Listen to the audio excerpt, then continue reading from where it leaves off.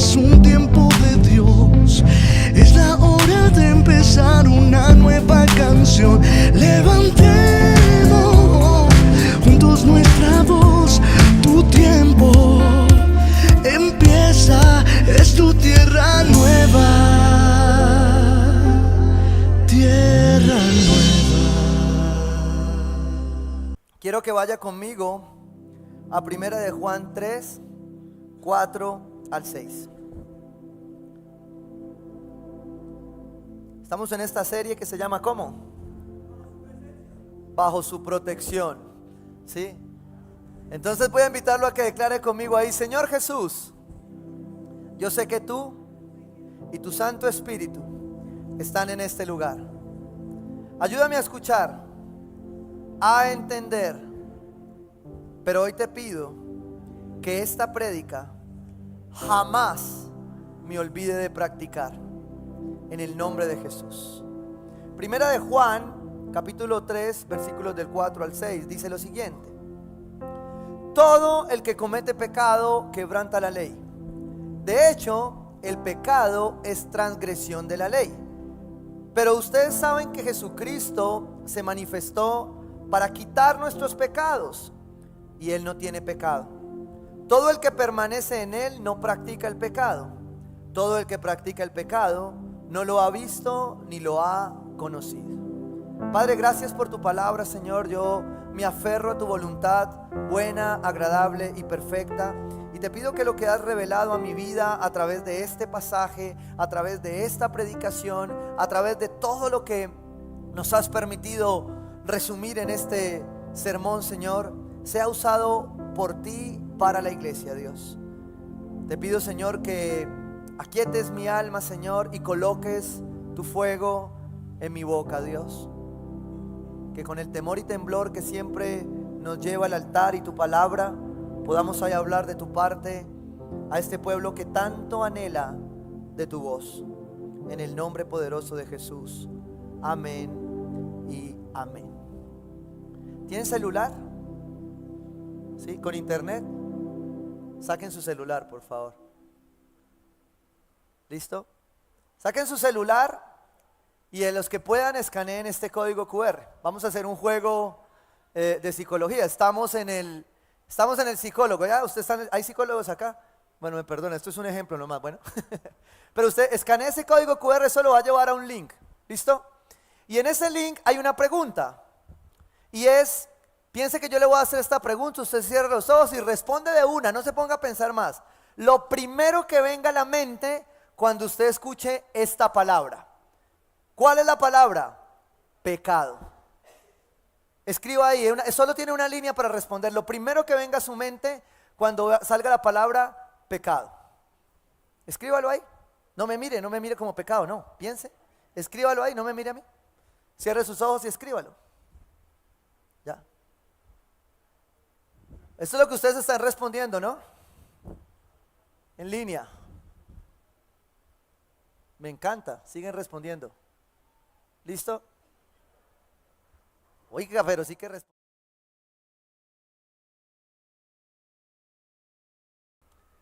Y me encanta porque estamos conectadísimos. Esta es una iglesia muy espiritual, ¿listo? Ya guarden el celular, carajo. Ya era una sola respuesta. Bueno, usted va a ver acá todo lo que significa el pecado, ¿sí? Y como me lo suponía, se iban a tirar la prédica. No respondieron lo que yo quería. Pero esto muestra lo que hay en nosotros. Mire, yo se lo voy poniendo acá. Habla de no hacer las cosas bien, de indisciplina, de grosería, de lo mundano, ¿sí? De infidelidad, de alcohol, de adicción, de adulterio. Esto es lo primero que viene a nuestra mente cuando escuchamos la palabra pecado, ¿sí? Y me encanta la conclusión mayor, porque eso quiere decir que esa palabra central es lo que muchos acá tenemos claro que es el pecado. Y precisamente de esto se trata este capítulo de esta serie, ¿sí? De una sola cosa. Dígale al que tiene al lado, es una sola cosa. Pero una sola cosa que determina todo en nuestra vida. Ahora, ¿qué pasa en esta perspectiva? Muchos, por ejemplo, colocamos acá, me encanta la honestidad de esta iglesia, es una iglesia vulnerable. Mire, pereza, eso fue de allí. No hay duda. ¿Quién fue? Mentira, no diga nada. ¿Sí? Dice adulterio, lo mundano, ¿sí? Las mentiras, ¿ya? Vienen la grosería, y muchos podemos tener asociado este significado del pecado. Pero ¿qué es el pecado verdaderamente? ¿Qué es el pecado en esta generación? Esta semana hacía una meditación en un autor alemán muy importante que decía lo siguiente, y me dejó reflexionando cuando lo escuché de entrada, porque decía, las sanidades de Jesús no son milagros. Y cuando yo leí eso dije, apóstata, ¿sí? Este hombre, ¿qué está diciendo? Regálame la otra imagen, Gus, por favor. Dice, las sanidades de Jesús no son milagros sobrenaturales. Y yo dije, no, pero este hombre está loco. ¿Cómo así que no son milagros sobrenaturales? Pero seguí leyendo, las sanidades de Jesús no son milagros sobrenaturales en un mundo ¿qué? Natural. Sino lo único verdaderamente natural en un mundo antinatural. Y ahí ya mi cabeza estalló. Porque empecé a reflexionar entonces sobre lo que este hombre está intentando planear. Y es que vivimos en un mundo malo, que es tan malo que realmente lo de Dios nos parece sobrenatural. Cuando lo de Dios, lo que Dios hace, lo que el Espíritu hace, debería ser nuestra naturaleza como hijos de Dios. Pero estamos metidos allí. Y esto lo dice este hombre, ¿sí? Que para no negar la fuente, se llama Jürgen Moltmann, ¿sí? Y cuando me hacía reflexionar en esto, entonces empezaba a pensar, ¿qué es el pecado entonces? Y por eso quería contar con ustedes, para que no digan que yo no los tengo en cuenta en las encuestas, ¿sí? ¿Por qué? Porque todos tenemos una visión, una perspectiva diferente del pecado.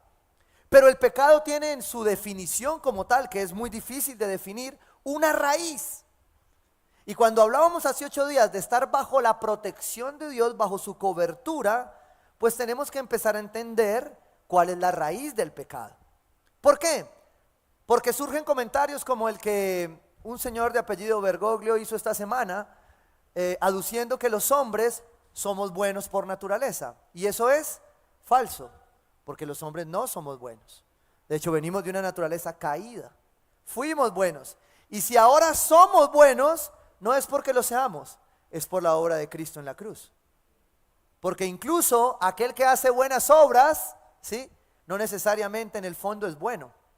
Puede hacer obras que a la luz de lo que vemos son buenas, pero no a la luz de Dios, ¿sí? Y entonces me preguntaba, ¿cómo se determina el pecado? Porque cuando tú le dices a un niño pecado, está asociado a la disciplina, al orden, a las cosas que uno le muestra. Te lo voy a poner en un ejemplo. Cuando un niño pequeño le dicen está enfermo, ¿con qué asocia la enfermedad? Con la gripe, ¿sí? Con la fiebre, con la tos, con lo que él está viviendo de su enfermedad. Pero de pronto cuando ese niño va creciendo y se tiene que enfermar a ver un cáncer en un familiar, que le quita la vida a un familiar, ¿qué pasa con el concepto de enfermedad de ese niño? Cambia. ¿Cómo así? Yo pensé que la enfermedad era una gripa y resulta que hay otra cosa que es peor. Es exactamente lo mismo que pasa con el pecado. Si tú no tienes una clara definición del pecado y estás en la raíz entendiendo qué es el pecado, entonces tú vas a poder vivir en este mundo antinatural creyendo que estás bien, cuando realmente el pecado sigue carcomiendo tu vida. Y entonces empieza a volverse un problema de definición, de cómo yo entiendo el pecado. Entonces pensaba en otra ilustración, yo decía, Señor, una ilustración más local. Yo dije, para no entrar más profundo, ¿sí? Que hoy estamos más profundo, pues basta ver las consecuencias que estamos recibiendo por decidir mal. Porque algunos creen que no es pecado. Pero cuando vemos las consecuencias del pecado, entonces decimos, ay, sí era pecado. Se lo voy a poner en otro ejemplo que me acaba de venir a la mente, creo que el Espíritu Santo lo trae. A algunos les tocó vivir una cosa que llaman ahora estallido social, ¿sí?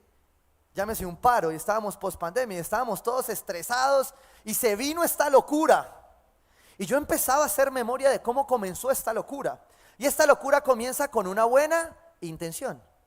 Porque en principio, muchos de los que estamos aquí y estaban ahí, tenían la razón.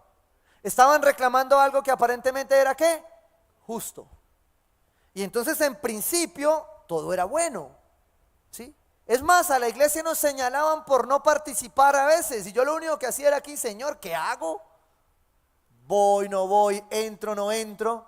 Y yo recuerdo que hice un post en ese momento tratando de dar un equilibrio bíblico, entendiendo que la iglesia, como voz profética de Dios, tiene que levantar su voz para señalar lo malo, no importa de quién venga. Porque es nuestra posición, yo tengo que señalar lo malo, no importa del extremo que venga. Y tengo que decir la verdad. Pero a su vez, la Biblia me demanda un sometimiento a las autoridades, ¿sí?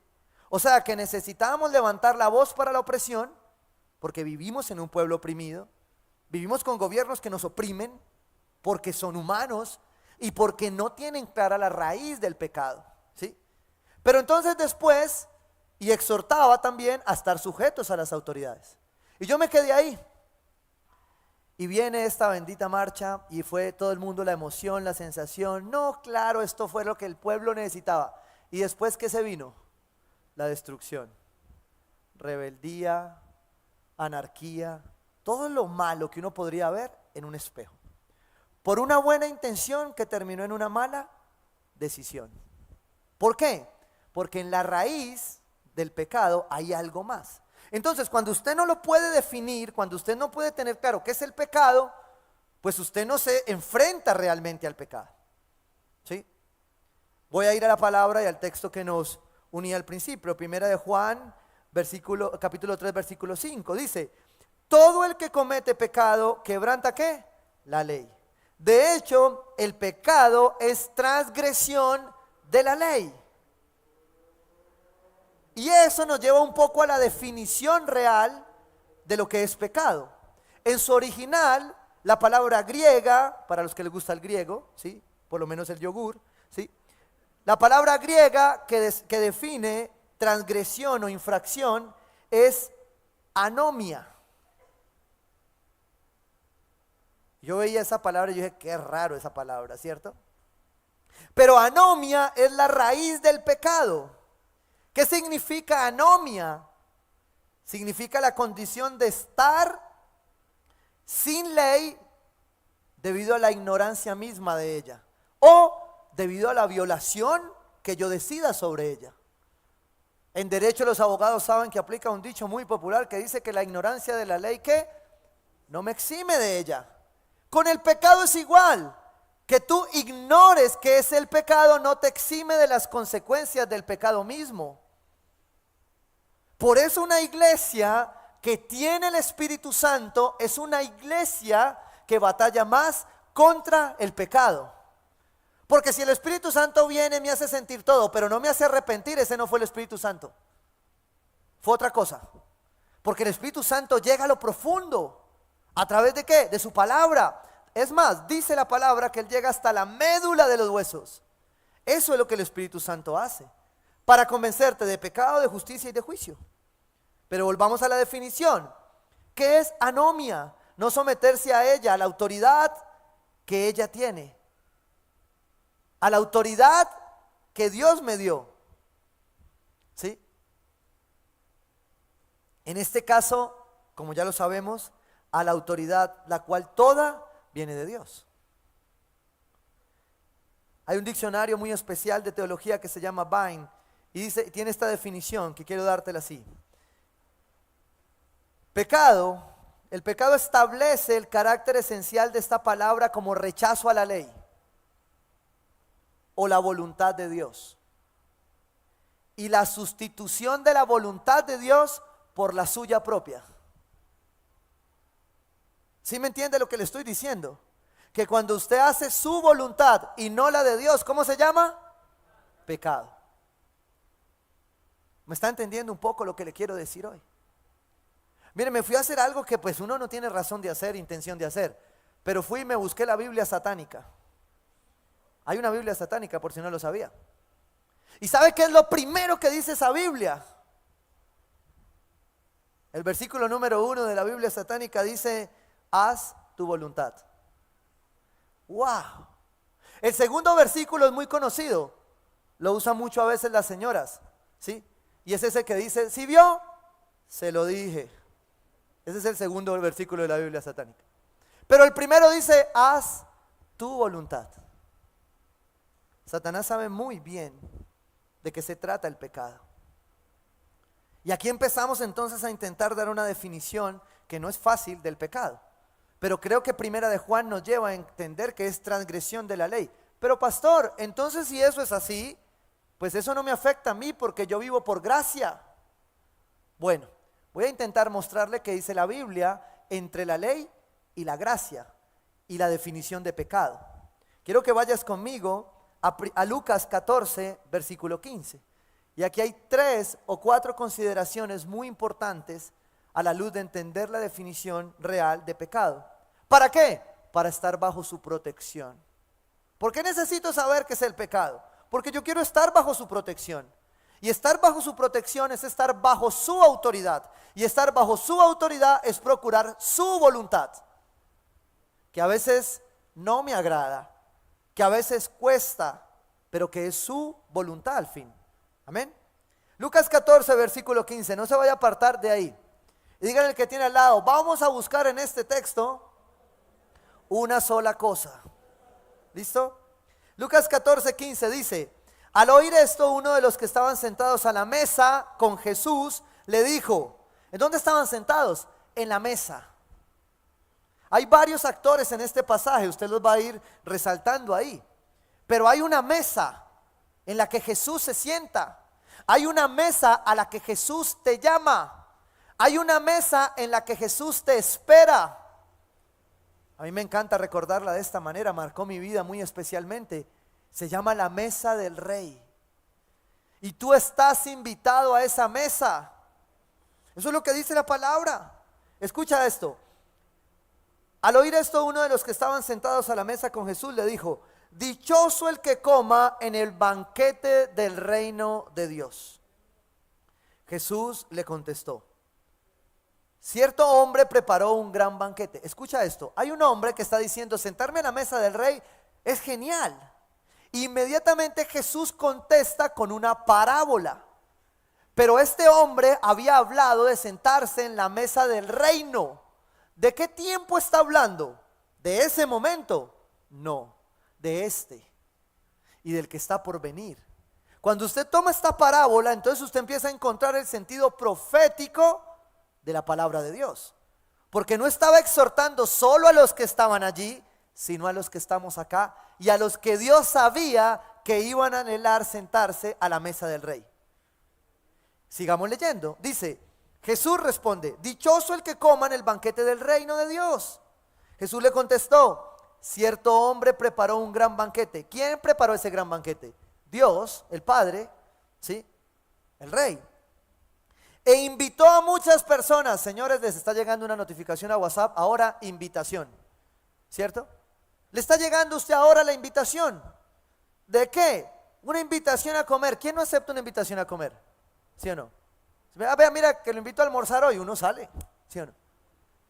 Lo invito a comer. Dice: cierto hombre preparó un gran banquete, invitó a muchas personas. ¿A cuántas? A muchas.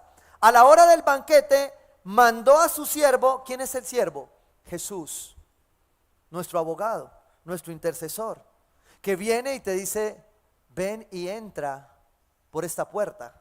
Yo soy la puerta. Y entra, que yo soy el camino a esa mesa, el camino a la mesa del Padre, el camino a la mesa del Rey. Ese es Jesús. Es una parábola, recuérdelo.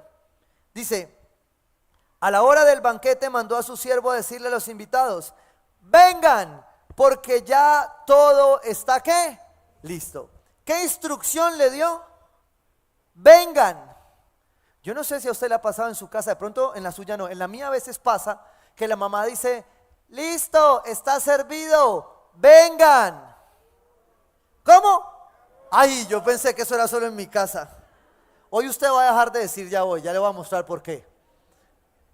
Yo dije, ay Dios mío bendito, ¿cuántas veces le voy a enseñar a mis hijos que ya no se vuelve a decir ya voy? Se va. El siervo llama, Jesús llama y te dice, ven que ya está listo. Tú llegaste a este lugar hoy porque Jesús te está diciendo, te preparé este banquete para ti. Atendiste a mi oído, entonces vas a comer con el rey. Wow. Pero muchos, recuerda que decía que muchas personas dijeron, ya voy. ¿Sí? Pero cuando dice vengan porque ya todo está listo, es porque es el tiempo de Dios. Por eso no importa cuántos años tengas para acercarte a tu rey. Si Él está tocando a tu mesa, Él está llamando hoy para que te sientes a su mesa, para que cenes con Él. Él está tocando a tu puerta. ¿Qué dijo Jesús al final aquí? Una sola cosa, vengan. ¿Qué pasó allí? Una sola cosa, una elección. Porque así como Él invitó a que vinieran y invitó a muchas personas, no las obligó. Y yo quiero que me entiendas esto. El contexto de esta palabra no es un contexto para el mundo carnal. No es un contexto para aquellos que ven en el pecado la pornografía, la masturbación, el adulterio, el homosexualismo, que son todos iguales, ¿sí? No es para ellos. Es para su iglesia, la que entiende y conoce que es el pecado. Y Él las llama a las muchas personas, pero Él obtuvo una respuesta. Versículo 18. Escuche esto. Pero todos sin excepción comenzaron a disculparse. Wow. De los que estaban allí, todos. ¿Quiénes estaban allí? Los que estaban con Él escuchándole. Su iglesia. Su iglesia estaba escuchándole, pero su iglesia le respondió. Uno. El primero le dijo, acabo de comprar un terreno y tengo que ir a verlo. Te ruego que me disculpes. Wow. Es pecado comprar un terreno. Es pecado comprar una casa. Es pecado tener propiedades. No. ¿Cuál es el pecado entonces?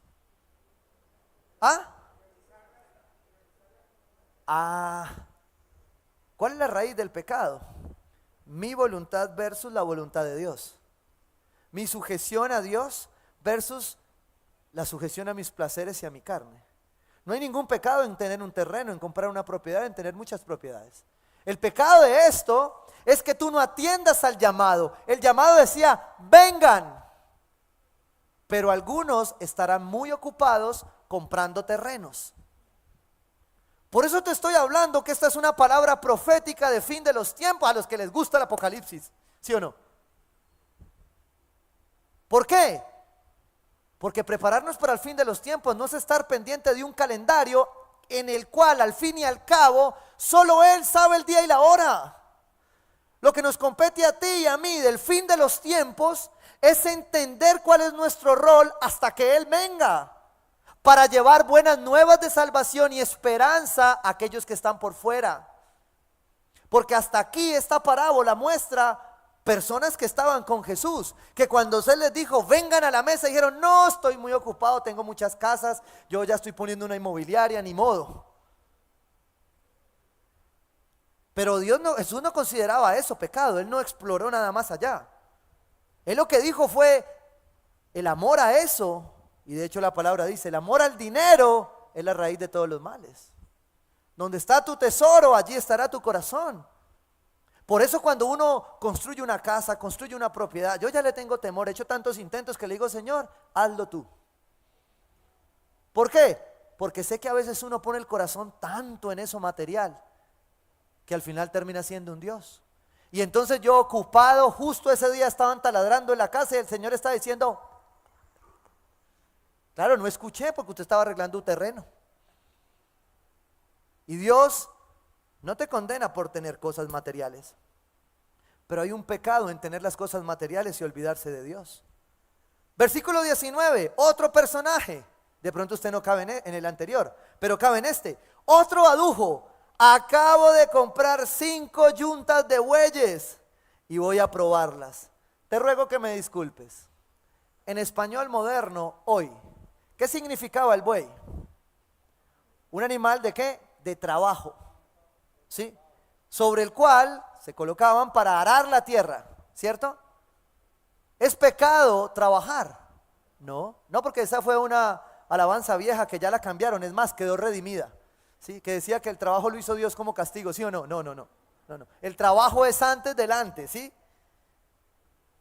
Pero trabajar no es malo, poner una industria no es malo. Yo veía y pensaba en los bueyes y decía, ¿qué es eso? Eso es un gerente de una gran industria hoy, ¿sí? Es un gerente de una planta, es el propietario de una gran empresa. ¿Es pecado eso? No. Lo que sí es pecado es que tú pongas primero tu trabajo por encima de tu familia y de Dios. Lo que sí es pecado es que por amor a esto tú te olvides del resto. ¿Dónde está eso? ¿Cómo lo defino? En la raíz. ¿Por qué? Porque Jesús me está diciendo, ven, pero yo me estoy haciendo el loco. Y ya van 2 casos. 1, lo material y las propiedades. 2, el trabajo y las cosas que creo hacer. Ahora te lo voy a ir más cercano. Yo puedo ser muy pastor, pero si yo me encargo de pasar mi servicio, mi llamado por encima de Dios y de mi familia, no hice nada. Exactamente hice lo mismo. Puse mi atención y mi amor en el buey. Y Dios te está llamando a decirte hoy, ¿dónde está tu trabajo? ¿Dónde está tu ocupación? ¿Dónde está tu propósito, tu llamado? Porque no es pecado tenerlo. De hecho, Dios nos lo dio para dignificarnos. El pecado, ¿sí?, es saber cuáles son las cosas más importantes en tu vida. Versículo 20, si no cupiste en el primero o en el segundo, vamos a ver si de pronto aquí. Versículo 20, otro alegó. Este ya estaba peor, este ya estaba alegando. ¿Sí o no? Yo creo que era una señora. Bueno, sigamos. Otro alegó, acabo de casarme. Ay, esta es la palabra que alguien estaba buscando, ¿sí o no? ¿Vio? No se case. Porque es pecado. ¿Es pecado casarse? No, uno que es bruto pero decidido, pero bueno. No es pecado casarme. Dios lo creó el matrimonio, lo diseñó desde antes del antes. El problema, y voy a poner 2 escenarios acá para los jóvenes. El problema es que antes de casarme mi relación se vuelva a Dios. El problema es que antes de casarme yo no le pregunte a Dios su voluntad, o vea su voluntad, vea las señales y yo de terco me pase por encima de ellas. ¿Cómo se llama eso? Pecado. El problema no es casarme, el problema no es querer casarme, el problema es comerme los dulces antes de casarme. ¿Me entendieron? O traduzco. ¿Por qué? Pues porque hay niños también, ¿sí me entienden? ¿Por qué? Porque no es el orden. Pero no solo eso, porque muchos asociaríamos que el pecado antes del matrimonio es ese. El pecado antes del matrimonio es hacer la voluntad de Dios. Usted no sabe cuántas personas con 25, 30, 35 años de casados se sientan a decirle a uno, nunca me debí casar, a mí me dijeron que no. Y yo le tengo una buena y una mala. ¿Cuál le doy? La mala. O la buena. La buena es que Dios sabía y Dios lo vio. La mala es que ya no puede hacer nada, yuca. ¿Por qué? Porque ya le dieron el tiempo. Entonces a esta altura, ¿qué hay que hacer? Arrepentirse y redimir lo nuevo porque usted lo hizo por fuera de la voluntad de Dios. Y aquí entonces la palabra está diciendo, mira que es que el que alega es el que se va a casar y después es el primero que está pidiendo consejería. ¿Sí? Dice, otro alegó, ¿acaso puedo casarme acabo de casarme y por eso no puedo ir? Ay, esto parece los matrimonios de aquí que casan y llevan 2 años de licencia. ¿Sí o no? Pero bueno, sigamos. Eso no es pecado irse de licencia, pero ahí seguimos viendo. ¿Listo? Casarse no es pecado, tener una relación no es pecado. Pecado es que ese matrimonio haga lo que la esposa dice y no se ponga la autoridad de Dios donde es. Pecado es que ese matrimonio no glorifique a Dios y viva por fuera de la voluntad de Dios. Ese es pecado. Y ¿sabe qué dice la palabra? Que aquí es donde esto se pone muy serio. ¿Sabe qué dice la palabra? en ninguno de estos, mire, ¿cuál de estos dijo, no, no puedo ir porque estoy fornicando? ¿Cuál dijo? Ninguno. Todos estaban haciendo cosas aparentemente buenas. ¿Qué estaban haciendo? Comprando terrenos para el reino, pastor. Eso no lo vi uno en la iglesia nunca, pero bueno. ¿Qué estaban haciendo? Trabajando, pastor, porque somos luz del Señor. ¿Y qué estábamos haciendo? Teniendo en alta estima el matrimonio, pastor. Ninguno de ellos estaba robando. Ninguno de ellos estaba por ahí atracando, fornicando, masturbándose. Ninguno de ellos estaba en eso. ¿Y entonces qué es pecado? El pecado trasciende lo que nuestra moralidad alcanza a definir como pecado. Por esa razón es que usted y yo queremos colocar, por ejemplo, el homosexualismo y el lesbianismo en una escala de pecado. Y yo le voy a decir una cosa, el homosexual, la lesbiana, es igual de pecador al chismoso. Exactamente igual. No hay nivel. El homosexualismo es igual de pecado al adulterio. ¿Y por qué podemos restaurar uno y el otro no? ¿Por qué podemos amar más a uno y darle más licencia a uno que al otro? Porque tenemos una mala concepción del pecado, de la raíz del pecado. Y la raíz del pecado es apartarme de la voluntad de Dios, es sujetarme a la autoridad de Dios. ¿Sabe qué dice Jesús en la parábola? El versículo 24, me salto un poco. Les digo que ninguno de aquellos invitados. Y es que Jesús en esta parábola es muy fuerte. Porque dice que nosotros los que estábamos, comillas, haciendo las cosas bien, no entraremos a eso si no hacemos la voluntad de Dios. Vuelvo e insisto, no le está hablando al otro chorro de pecadores. Nos está hablando a nosotros que creemos que por ser buenos nos salvamos. Nos está hablando a nosotros que porque mostramos una cara en la iglesia de cristiano, yo soy cristiano, pastor. Uno los ve, mire, pasaron de la Thompson grande a esta chiquita. Ya andan así, no se ve que son cristianos. Huele a Javi liberado yo. Nos está hablando a nosotros que vemos orden y propósito para la vida, que queremos tener buenas, que confundimos los frutos con tener cosas. Les digo que ninguno de aquellos invitados disfrutará de mi banquete. ¡Wow! Esto es tremendo. Porque es posible que arrastrando alcances a llegar al banquete, pero no lo vas a disfrutar. ¿Y sabes para cuándo está esperando Dios que disfrutes del banquete? Hoy. Hoy está esperando que tú disfrutes del banquete.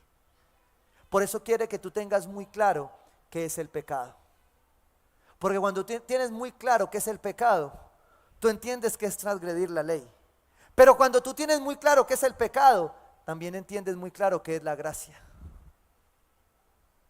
Que es la razón para yo poderte hablar hoy de esta manera. Porque si no, ninguno de nosotros cabría en esta ecuación. Según esto, eran personas comunes y corrientes. Y dice Jesús que ellas no entrarán al banquete. Gálatas 5, en la parte 23, habla de la naturaleza pecaminosa o de la carne. Y dice que la carne, las obras de la carne, de la naturaleza, esta pecaminosa, se conocen bien. Usted puede hacer el listado ahí, identifíquelo ahí, chulé, diga, este me toca, este me toca, este me toca, ¿sí o no? Pero a mí me encanta algo que es una tarea que estoy haciendo y no la publiqué porque es tan grande, que el apóstol Pablo menciona ahí unos pecados, ¿no? Entonces habla de la inmoralidad, del chisme, ¿sí? ¿Qué más habla ahí? Todo lo que usted está leyendo ahí, ¿sí o no? Pero al final a mí me encanta, que es el pedazo que viene a mi memoria ahora. Dice, y otras cosas parecidas. Saque esa lista, busque su diccionario DRAE y empiece a sacar todos los sinónimos de esos pecados. Y usted se va a encontrar que la lista es así. Es decir, por eso el apóstol Pablo dice que por ley era imposible cumplirlo.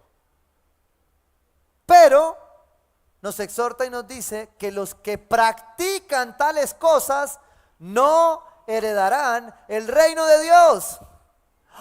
Y ahí entran todas. Vuelvo y lo repito, tanto el homosexual como el chismoso. Exactamente igual les van a cerrar la puerta. Así que no se escandalice por uno u otro pecado. Más bien tenga la actitud de Cristo para abrazar al hermano que lo necesita, tanto al chismoso como al homosexual. Porque es nuestra tarea como iglesia hacerlo. Pero cuando usted tiene un paradigma acerca del pecado, entonces usted juzga y usted lo escalona. Y Jesús aquí es muy claro, dice, no heredarán el reino de Dios. Y usted y yo estamos acá es porque creemos que nuestro destino cambia cuando Jesús llega a nuestros corazones. Cuando Jesús se interpone como abogado para librarnos del pecado en el cual vivimos. Para llegar a un mundo que está mal, a hacerlo de otra manera. Todo pecado destruye. Todo pecado destruye. Pero el pecado de la desobediencia te ata y te roba la libertad. Y me encanta la unidad del Espíritu. Créame, yo ayer decía, Señor, en eso, y si no responden lo que es. Y me encanta que lo tengamos tan claro en esta iglesia. Que el centro del pecado, la raíz del pecado es la desobediencia. Ahora usted mira los otros pecados y evidentemente todos los pecados tienen formas, cosas, raíces. Pero el raíz de todos los pecados es la desobediencia. Ahora déjeme se lo muestro en la palabra acerca de unos personajes que usted conoce, Adán y Eva.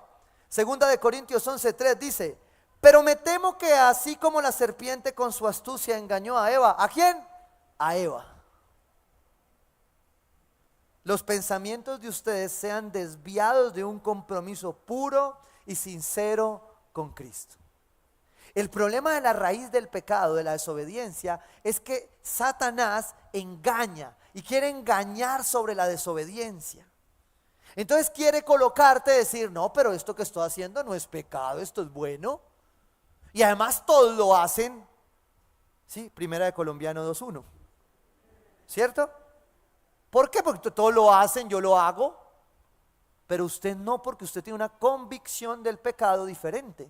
Porque usted entiende cuál es la raíz del pecado. Y la raíz del pecado es la desobediencia. ¿Sí? Déjeme se lo explico de esta manera. Primera de Timoteo 2:14, nueva traducción viviente, dice, ahora bien, no fue Adán el engañado. ¿Quién fue? La mujer que me diste. ¿Hay esposos aquí? No voy a decir eso ni loco, hermano. ¿Por qué? Porque aquí, la verdad yo leía eso y yo decía, aquí Pablo estaba como saliéndose del paso, ¿cierto? Porque en Corinto dice, así como la serpiente con su astucia engañó a Eva. Y en Timoteo dice, ahora bien, no fue Adán el engañado por Satanás. La mujer fue la engañada. O sea que aquí terminamos la prédica. ¿Todo fue culpa de quién? De la mujer. Según Pablo, ¿sí o no? No, eso no era lo que él quería decir. ¿Sabe qué estaba yendo él a decir? Y yo me hacía esta pregunta, perdóneme, esta pregunta puede no ser profunda ni teológica, pero son mis preguntas. ¿Qué hubiese pasado si Satanás intenta engañar a la mujer? ¿Sí? La mujer come de la manzana. ¿Cuántos creen que era una manzana? Estudien, hombre, carajo, no. Ahí dice del fruto, ¿sí o no? Pero Eva come de la manzana. ¿Qué hubiese pasado si Adán llega y le dice, esta sí es, pero qué hizo? ¿Qué hubiese pasado si Adán llega y le dice, Eva, ¿qué hiciste? Nos habían dicho que de ahí no, era fácil, hay 100 árboles, ¿cómo te comes ese? Y entonces Adán coge a Eva y camina, la lleva a coordinación. Y le dice, Señor, yo aquí estoy, mire, perdóneme, la dejé sola 5 minutos. Y se puso a hablar con una culebra, perdóneme, Señor. ¿Qué hubiese pasado con la humanidad? No sé. Es solo una pregunta mía. Pero ¿por qué te hago esta pregunta? Porque yo decía, ¿qué hubiese pasado si? Pues no estaría predicando, estaríamos en el Edén tal vez, ¿sí o no? Ya chisme. Pero ¿qué pasa aquí? Que Pablo está haciendo la explicación, y mire lo que dice Primera de Timoteo. No fue Adán el engañado por Satanás, la mujer fue engañada, y la consecuencia fue ¿cuál? El pecado. ¿Cuál es la raíz del pecado? El engaño. La Biblia no dice que Adán y Eva se fumaron alguna hierba de esas que estaba ahí. La Biblia no dice que Adán estaba saliendo con una cananea de ahí no, una incircuncisa de ahí, no. La palabra no dice que Adán estaba robando, o que lo pillaron masturbándose. No, no dice eso. Dice que lo que engendra el pecado de la humanidad es el engaño que lleva a la desobediencia. Y los teólogos sintetizan esto, me encanta, de una muy bonita manera. Porque Dios amorosamente le da el libre albedrío al hombre a través de la decisión de elegir sobre el bien y el mal. Y el hombre escoge por el mal. ¿Por qué? ¿Por voluntad propia? No, por el engaño que está detrás del pecado de la desobediencia. O sea que la raíz del pecado es la desobediencia. ¿A qué? A la autoridad de Dios, a su palabra. Por eso, como lo hablábamos hace 8 días, si yo no lo sano, yo no lo voy a poder ver restaurado. Porque a veces es imposible someterme a autoridades humanas. ¿Por qué? Porque todas participamos de ejercer la autoridad de Dios en una naturaleza, en una carne caída. Pero aquí lo que la palabra está diciendo es que había una sola cosa que hacer: obedecer. Pero Adán y Eva decidieron que no. ¿Y por qué Adán? Y este es un reflejo de lo que vengo explicándoles de la autoridad. Porque Pablo lo aclara: Eva fue engañada. Pero Adán podía decir no. ¿Pero qué dijo? No, probemos. ¿Sí o no? Entonces Adán, como era la cabeza, y aquí empezó a darle a los hombres su porción, ¿sí? Nos responsabiliza y nos dice: a mí no me importa ella qué hizo. La responsabilidad es tuya como cabeza. Ustedes no saben el número de adulterios, cómo ha cambiado hoy. Antes el mismo machismo nos llegaba a pensar que era solo el hombre el que adulteraba. Y resulta que hoy hay indicadores acerca de la mujer adulterando. ¿Por qué? Por todo esto que alrededor está engañando a la mujer. Y porque la está llevando al peor de los pecados, al de la rebeldía, al de la desobediencia. Romanos 5:19 concluye esto, dice: porque así como por la desobediencia de uno solo, muchos fueron constituidos pecadores. ¿Cuántos? Muchos. ¿Cuántos invitó Jesús a la mesa en la parábola? Muchos. Porque así como por la desobediencia de uno solo, muchos fueron constituidos pecadores, también por la desobediencia ¿de cuántos? De uno solo. Diga una sola cosa. Muchos serán constituidos ¿qué? Justos. Usted y yo no podemos hacer nada más contra el pecado que entender cuál es la raíz y aferrarnos a Dios, aferrarnos al Espíritu Santo, reconocer a Jesús en nuestro corazón, que es nuestro abogado, nuestro intercesor, para batallar la vida en el Espíritu, que es una vida entre la carne y el pecado. Porque no podemos hacer más. Somos incapaces de hacerlo. Necesitábamos un Salvador. Pero esa salvación nos está devolviendo precisamente a través de la cruz, a través de nuestro abogado, como decía el Salmo 51, la alegría de nuestra salvación, que está manchada, que se pone triste por el pecado. Y aquí entonces, esa misma parábola nos deja ver a quién llama. Porque como muchos no quieren entrar al banquete, yo suelo decirle muchas veces a los líderes cuando empiezan a soltar, a entregar, a veces cuando las familias están ajetreadas, ¿sí?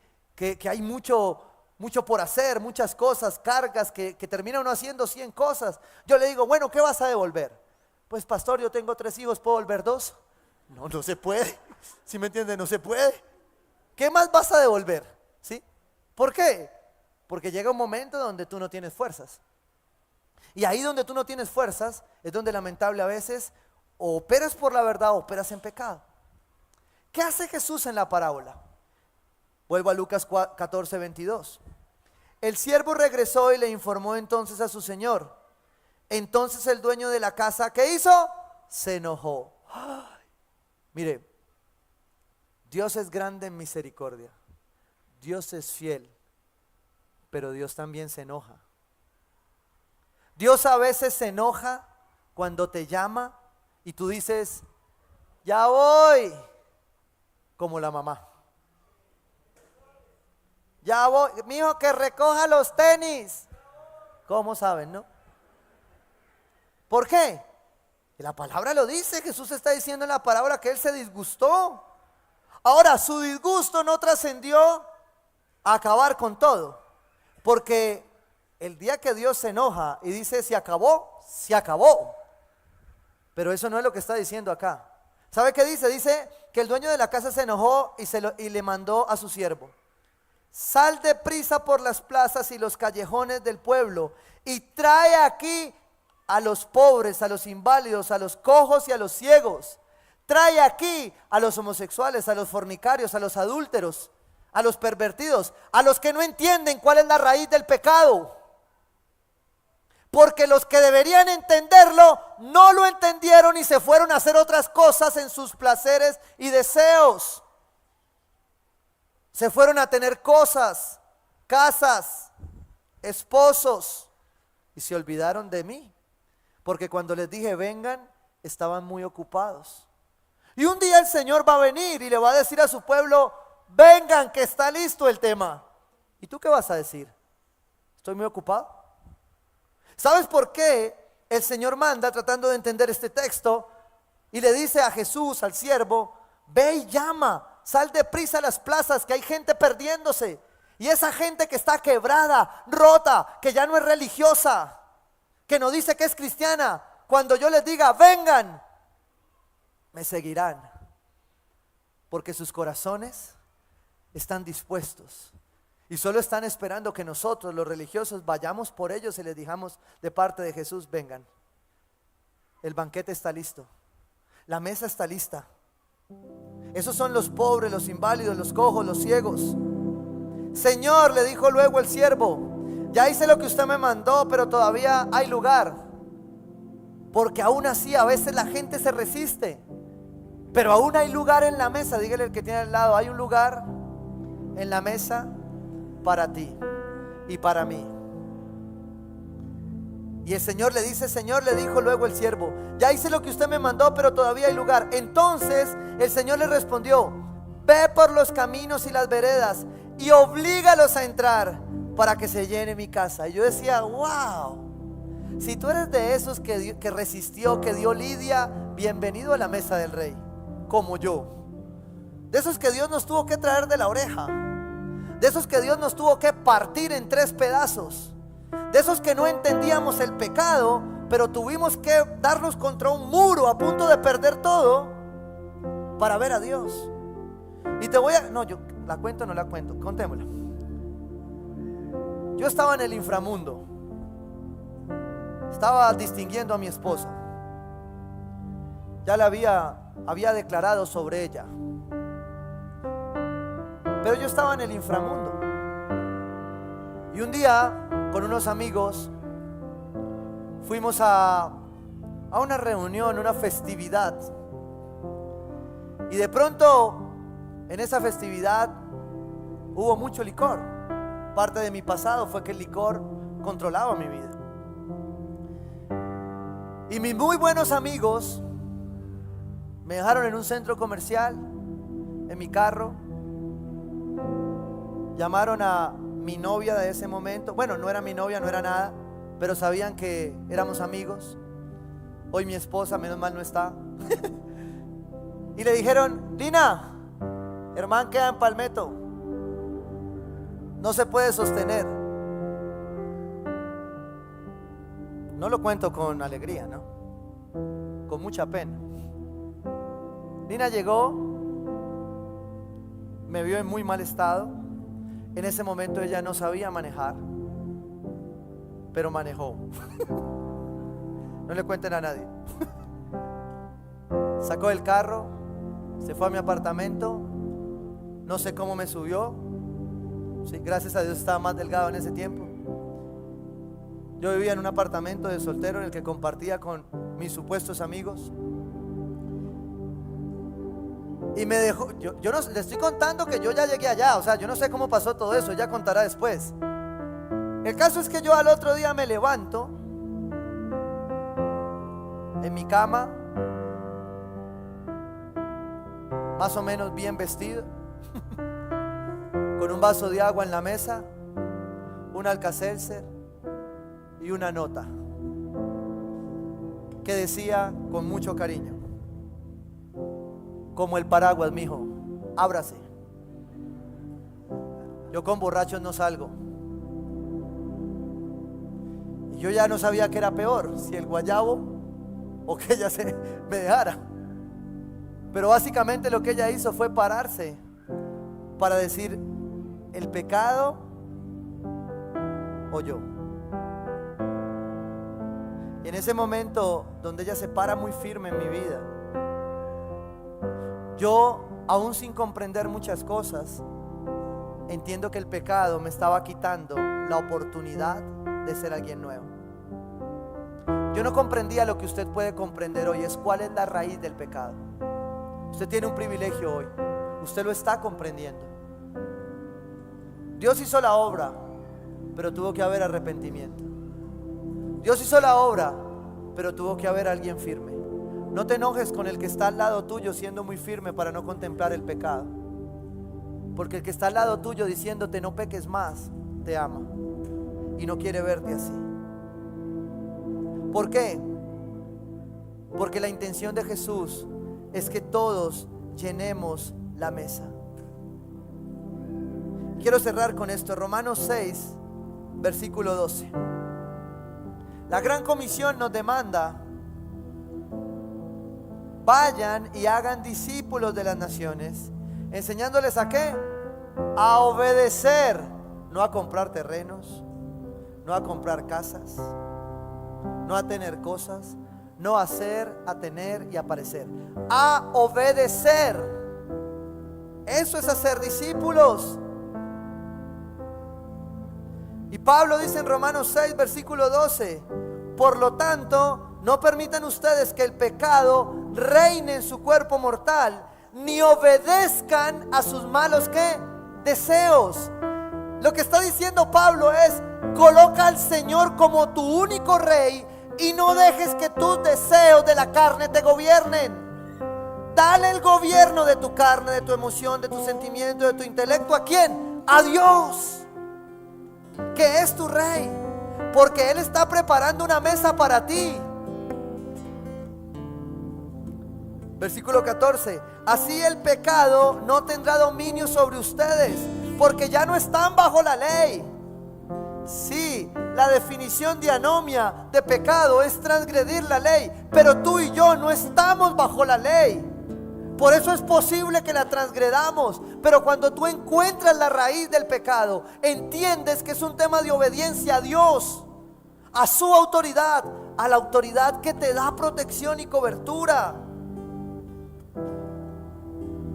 Ya no están bajo la ley, sino bajo la ¿qué? Bajo la gracia. Versículo 15: entonces, ¿qué? ¿Vamos a pecar porque no estamos ya bajo la ley, sino bajo la gracia? De ninguna manera. La gracia no es una licencia para el libertinaje. La gracia solo es la oportunidad magnífica de entender el pecado, su dimensión, lo profundo, y darnos cuenta de lo grande y misericordia que ha sido Dios para llamarnos y protegernos bajo su cobertura y autoridad.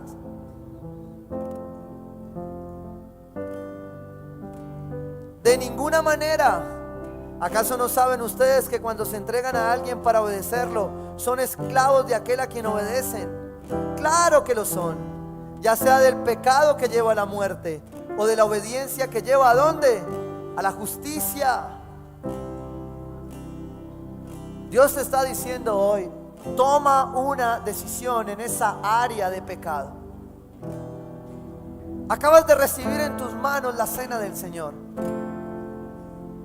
¿Sabes dónde se servía la cena? En la palabra. ¿O cena a qué obedece? A mesa. Y Jesús, antes de partir a darlo todo por tu pecado y mi pecado, invitó a sus discípulos a una mesa, aún al que lo iba a traicionar. Porque tú puedes sentirte como Judas hoy aquí. ¿Yo qué hago aquí? ¿Para qué me trajeron? ¿A qué vine hoy? Hubiera venido dentro de 8 días. Pero si tú estás aquí, es porque Dios quiere que tú te sientes a la mesa de Él. Y por eso te trae la cena hoy y te dice: mira, yo conozco tu pecado, conozco el pecado de otros que te ha hecho daño a ti, pero lo único que quiero que entiendas es que lo que yo hice en la cruz, de lo cual hoy haces memoria, es suficiente. Una sola cosa es suficiente, y es que la obra de la cruz ratifica que a pesar de nuestro quebranto, a pesar de nuestro pecado, podemos acercarnos confiadamente a su mesa, sentarnos y comer con Él. Yo quiero invitarte a cerrar tus ojos allí, a abrir tu pan. Tómate un minuto tranquilo allí y dile ahí en oración: Señor, este pan representa tu cuerpo, que fue inmolado por mis pecados, por mi desobediencia, por hacer mi voluntad y no la tuya. Señor, hoy con temor y temblor, antes de tomar este pan, quiero arrepentirme de todos y cada uno de mis pecados. Hoy me haces consciente de que hay cosas que he creído que son buenas, pero no apuntan a tu voluntad, apuntan y han apuntado a la mía. Y también sé que hay cosas que tú quieres que no persistan más en mi vida. Hoy me arrepiento de ellas, de aquellas que solo tú conoces. Tu palabra dice que al sentarte en la mesa tú partiste el pan y diste gracias, recordando que este pan representaba tu cuerpo inmolado en una cruz por nuestros pecados. Yo quiero que tú entiendas que tú hoy recibes perdón de lo alto.